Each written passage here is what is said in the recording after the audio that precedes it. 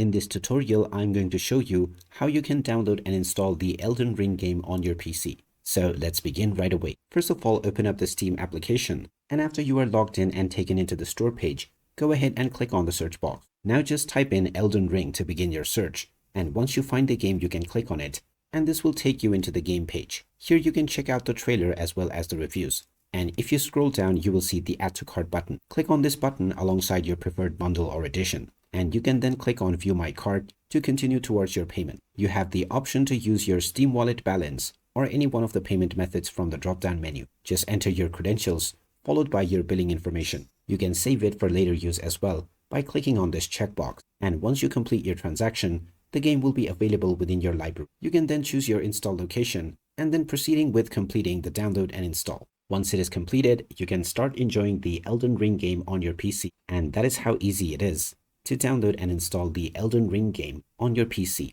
If you find this video helpful, don't forget to hit that like button and subscribe to our channel for more useful tips and tutorials. Thanks for watching, and see you again in the next one.